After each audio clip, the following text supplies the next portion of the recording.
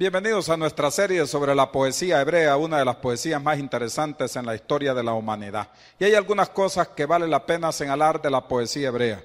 A veces nosotros como cristianos evangélicos en la teología sistemática citamos mal los salmos. ¿Por qué los citamos mal? A veces decimos capítulos, igual que los otros libros de la Biblia, que realmente son capítulos, pero en el libro de los Salmos hay una variante que hay que considerar. No son capítulos, son números de poesías. Es por eso que sugieren los especialistas bíblicos que digamos el Salmo 1, el Salmo 2, el Salmo 3, etcétera, y que no digamos el Salmo capítulo 1, capítulo 2, capítulo 3, porque realmente no son capítulos, sino que son poesías completas, poesías y pensamientos completos, y por eso sugieren que deberíamos de decir poesía 1, poesía 2, Salmo 1, Salmo 2, etcétera. Otro aspecto importante que cabe señalar del libro de los Salmos, que generalmente siempre hemos dicho que los Salmos son de David.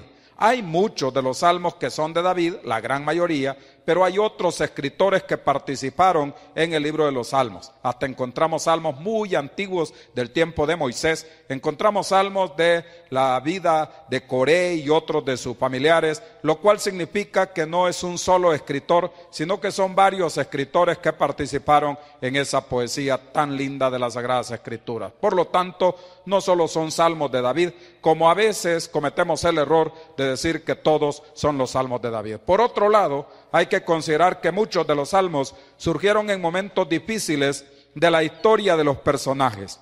Eran momentos en los cuales ellos estaban pasando mucha persecución y muchas dificultades, y fue así como en comunión con Dios, en presencia con Dios, escribieron muchos de esos salmos.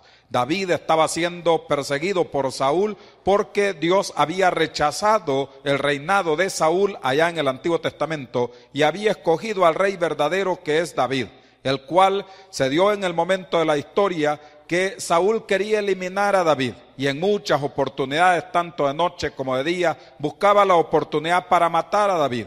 Y David tenía que huir a los montes, tenía que huir corriendo riesgo de la vida. Y allí entonces el dulce cantor de Israel, como se le llama a David, tomaba el arpa y comenzaba a componer mucha de esa poesía lírica o mucha de esa poesía que encontramos en el libro de los Salmos. Y así surgieron muchos de los mejores de los salmos. Es muy interesante notar cómo David en el Salmo 23 exclama que Dios es su pastor y que no le va a dejar a pesar de la persecución que tenía por Saúl, que quería matarlo y que quería destruirlo. Y muchos de esos salmos surgieron en esos momentos difíciles de la vida de David, momentos de sufrimiento, momentos en los cuales hasta tenía temor de que una de las fieras del bosque y de la selva pudiera matarlo, y ahí es donde él está con el arpa a las horas diferentes de la noche, componiendo esa poesía tan linda que encontramos en los salmos que él escribió. Y de la misma manera podemos decir de los salmos de los otros escritores que eran vivencias que ellos tenían,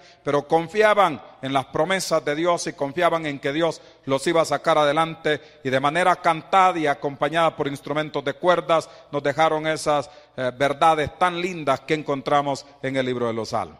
Quizás por esa razón el libro de los Salmos es tan apreciado por todas las iglesias evangélicas de habla hispana en toda Latinoamérica. El libro de los Salmos es uno de los libros más leídos en los devocionales personales, familiares, y también es uno de los libros donde más se han escuchado predicaciones del Antiguo Testamento. A veces muy poco hacemos referencia al resto del Antiguo Testamento, pero sí hay muchas predicaciones y muchas verdades que sacamos del libro de los Salmos para ayudar a la iglesia ahora. Por lo tanto, tenemos que considerar todas esas verdades que giraban alrededor de los Salmos y que nos dejan esas enseñanzas espirituales tan preciosas para nosotros ahora. Espero que podamos aprender mucho de estos resúmenes de ese libro tan extraordinario como es el libro de los Salmos. Además, es uno de los libros más grandes del Antiguo Testamento, aunque algunos dicen que eran varios rollos que componían el libro de los Salmos. Así de que bendecimos al Señor por un libro tan precioso que Dios nos dejó,